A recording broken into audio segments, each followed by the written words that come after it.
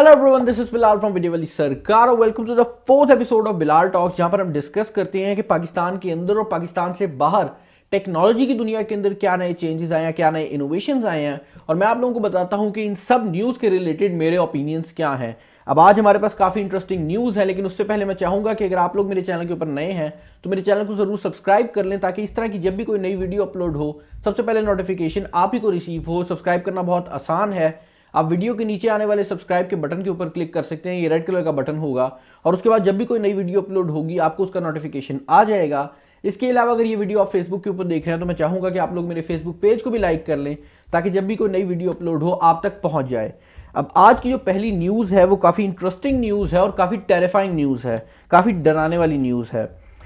यहाँ पर हमें खबर ये मिल रही है कि एक होटल को हैक कर लिया गया है और होटल को हैक करने के बाद जो हैकर्स हैं उनने बेसिकली होटल के जितने भी गेस्ट हैं उनको उनके रूम के अंदर लॉक कर दिया है। अब जैसे कि आप जानते हैं कि जितने भी बड़े होटल्स हैं वहाँ पर आपको चाबी नहीं मिल रही होती कमरे के लिए, बल्कि आपको कीलेस एंट्री मिल रही होती है, जहाँ पर आपको एक कार्ड प्रोवाइड कर दिया जाता है और जैसे ही वो अपने कार्ड को अपने दरवाजे के पास रखते हैं तो आपका जो रूम है वो अनलॉक हो जाता है। अब ये जो सिस्टम है ये एक सेंट्रल सर्वर के थ्रू काम कर रहा होता है, जहाँ पर ये सारी की स्टोर हुई होती हैं। एक हैकर ग्रुप ने इस पूरे सर्वर को हैक कर लिया है और ये जो कीज़ हैं उनको चेंज कर दिया है, जिसका मतलब ये है कि जो लोग अपने कमरों के अंदर मौजूद हैं वो कमरों के अंदर ही फंस के रह गए हैं और जो लोग बाहर मौजूद हैं वो अपने कमरों के अंदर नहीं जा सक रहे। और इस हैकर ग्रुप ने इस होटल से कुछ पैसे भी डिमांड किए हैं, कुछ रैंसमवेयर भी डिमांड की है और ये तकरीबन $17,000 के करीब है, जो कि पाकिस्तान के अंदर अगर कन्वर्ट किया जाए तो 17 लाख रुपया बनता है। अब होटल की जो इंतज़ामिया है वो भी यही स्टेटमेंट दे रही है कि ऐसा कुछ नहीं हुआ, हमारा सर्वर हैक हुआ था लेकिन हमने उसे वापस कर लिया है। जबकि हैकर ग्रुप जो है वो बार बार डिफरेंट प्रूफ प्रोवाइड किए जा रहा है कि अभी भी हमारा जो कंट्रोल है वो होटल के ऊपर मुकम्मल तौर पर मौजूद है। अब आने वाला वक्त ही बताएगा कि इनमें से सच कौन कह रहा है, लेकिन आई गेस ये काफ़ी टेरिफाइंग न्यूज़ है और अगर ये सच्ची नहीं भी है तब भी ये काफ़ी हद तक पॉसिबल है। रैंसमवेयर 2017-16 के अंदर हमें काफ़ी ज़्यादा देखने को मिल रहे हैं। काफ़ी बड़े बड़े सिस्टम्स को हैक कर लिया जाता है और उसके बाद उनका जो डेटा है उसको कॉपी कर लिया जाता है और बाद में काफ़ी पैसे डिमांड किए जाते हैं उसको वापस करने के लिए। तो आई होप कि जितने भी लोग अपने कमरों में हैं वो सेफ़ होंगे, क्योंकि नेक्स्ट न्यूज़ जो हमें देखने को मिल रही है वो आप लोगों को बहुत खुश करने वाली है। और ये मेरे ख्याल से हमारे इस पूरे बिलाल टॉक्स की पहली ऐसी न्यूज़ है जो कि एक्चुअल में मैंने खुद ढूंढी है। और मैं रिसेंटली मार्केट में गया था एक मोबाइल फ़ोन को ख़रीदने, लेनोवो K6 नोट को रिव्यू के लिए। तो मुझे ये बात पता लगी है कि पाकिस्तान के अंदर जितने भी बड़े डीलर्स हैं पाकिस्तान में नोकिया के, उन सबको ये बात बता दी गई है कि फरवरी के अंदर पाकिस्तान में भी नोकिया के कई नए मॉडल्स आ रहे हैं। अब यहाँ पर गौर करने वाली बात यह है कि हो सकता है कि जैसे ही नोकिया जो है वो इंटरनेशनली लॉन्च हो उसी दिन पाकिस्तान के अंदर भी आपको लेटेस्ट जो मोबाइल फ़ोन्स हैं वो देखने को मिल जाएं, क्योंकि नोकिया पाकिस्तान और इंडिया के अंदर उसी टाइम आ रहा होगा जिस तरह वो इंटरनेशनल मार्केट में आएगा। तो ये बड़ी इंपॉर्टेंट चीज़ है। इसके अलावा ये चीज़ आप लोगों को बता दूं कि यहाँ पर हमें एक नहीं दो नहीं बल्कि तकरीबन 12 के करीब डिवाइसेस के बारे में रूमर आ रहा है और ये जो सारी डिवाइसेस है ये एंड्रॉयड डिवाइसेस होने वाली हैं। तो ये काफ़ी अच्छी बात है और नोकिया काफ़ी ज़्यादा डिवाइसेस के साथ मार्केट में आ रहा है।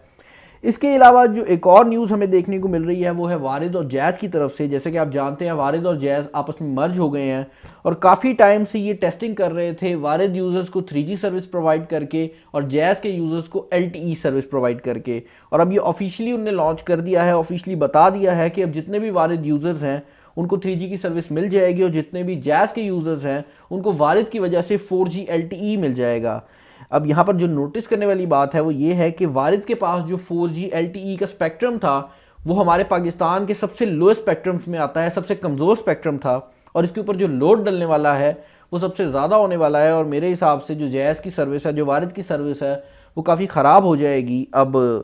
आई होप ये ना हो, क्योंकि काफ़ी ऐसे यूज़र्स हैं जो कि जैज़ और वारिद को यूज़ करते हैं। पर्सनली मैं खुद वारिद का यूज़र हूँ,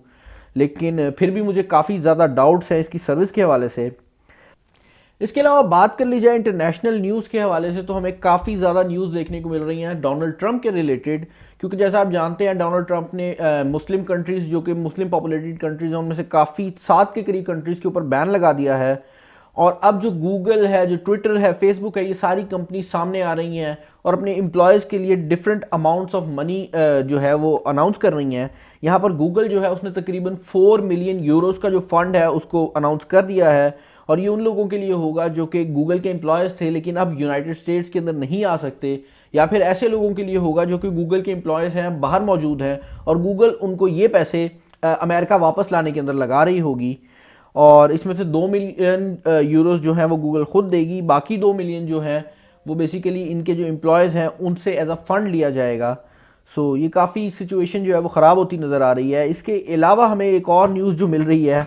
वो इसहाक डार साहब की तरफ से है, जो कि मेरे ख्याल से हमारे फाइनेंस मिनिस्टर हैं। उनने लीगल नोटिस भेज दिया बोल टीवी को, और मेरे हिसाब से बोल टीवी को आजकल गवर्नमेंट की तरफ से और पैमरा की तरफ से काफ़ी नोटिस मिल रहे हैं, क्योंकि उनके मुताबिक किसी शो के अंदर उनको डिफेम किया गया है, और ये जो लीगल नोटिस है ये 1 बिलियन रुपीज़ का है। तो 1 बिलियन रुपीज़, एक मिनट सोचें, 1 बिलियन रुपीज़ इनको डिफेम करने के लिए 1 बिलियन रुपीज़। ओके, हम लोग तो सोच भी नहीं सकते जितनी अमाउंट के अंदर ये लोग सारे डील कर रहे होते हैं। खैर, इसके अलावा एक और न्यूज़, और काफ़ी पसंदीदा न्यूज़ है मेरे लिए स्पेशली, क्योंकि आप जैसे जानते हैं मैं आईफोन यूज़र हूँ, और आईफोन 8 के रिलेटेड हमें काफ़ी लीक्स और रूमर्स देखने को मिल रहे हैं। और एक चीज़ जो यहाँ पर मुझे अजीब लग रही है वो ये है कि अगर आप आईफोन 8 के रूमर्स को गैलेक्सी S8 के रूमर्स के साथ कंपेयर करें या LG G6 के रूमर्स के साथ कंपेयर करें,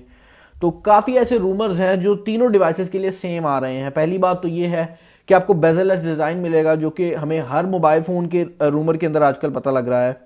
दूसरी चीज़ जो यहाँ पर बताई जा रही है वो ये है कि यहाँ पर आपको नॉर्मली LCD का पैनल मिल रहा होता है, लेकिन इस दफ़ा आपको जो पैनल मिलेगा वो OLED पैनल मिलेगा। इसके अलावा भी हमें काफ़ी ज़्यादा रूमर्स मिल रहे हैं, और इसके ऊपर मैं एक सेपरेट वीडियो बना रहा हूँगा, लेकिन अभी के लिए मैं आप लोगों को ये बात बता दूँ कि आईफोन 8 जो है उसके रूमर स्टार्ट हो गए हैं, और इसके ऊपर वीडियो एक आ रही होगी।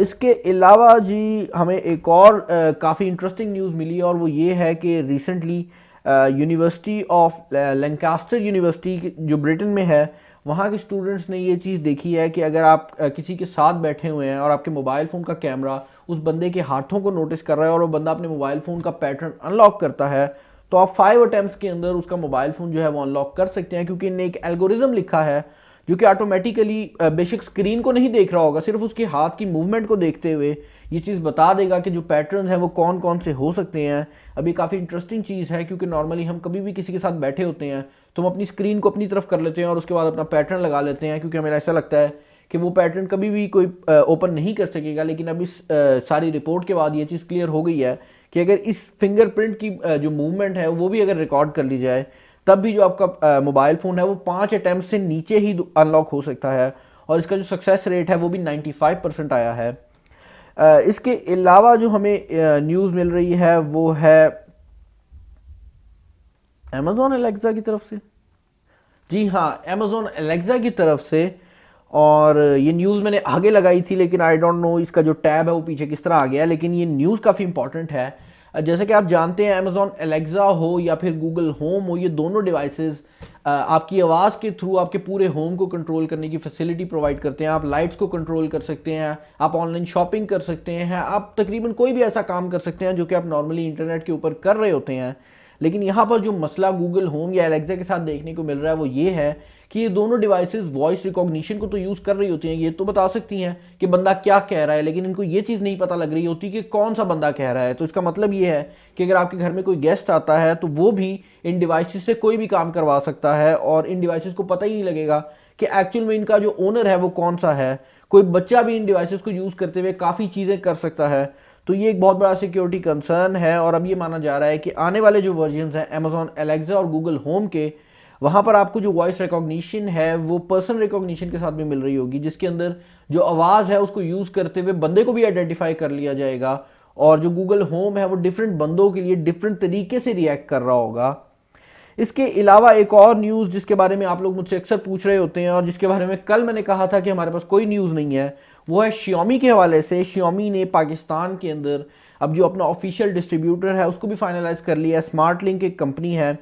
जिसको Xiaomi ने फाइनलाइज़ किया है, और इससे पहले ये चीज़ हमें क्लियर हो गई थी कि Xiaomi के जितने भी मोबाइल फ़ोन्स हैं वो ऑफिशियली अनाउंस हो जाएंगे जल्द ही, और उम्मीद की जा रही थी कि जनवरी के अंदर पाकिस्तान में Xiaomi जो है वो आ जाएगा। लेकिन अब रिसेंटली एक न्यूज़पेपर के अंदर ये खबर आई है कि Xiaomi और स्मार्ट लिंक जो है वो मिलकर पाकिस्तान के अंदर Xiaomi के फ़ोन्स लेकर आ रहे होंगे।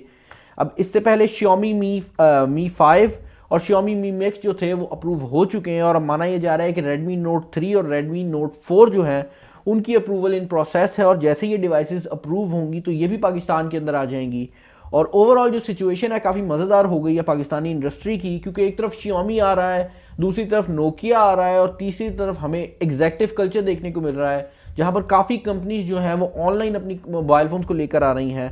और यहाँ पर एक और चीज़ भी आप लोगों को बता दूं कि इस तरीके से अगर ये कंपनीज आती रहीं तो क्यू मोबाइल और डिफरेंट जो कंपनीज पाकिस्तान के अंदर इस टाइम कंट्रोल करके बैठी हुई है मार्केट को, उनका कुछ नहीं बनने वाला, उनको कोई और रास्ता सोचना पड़ेगा।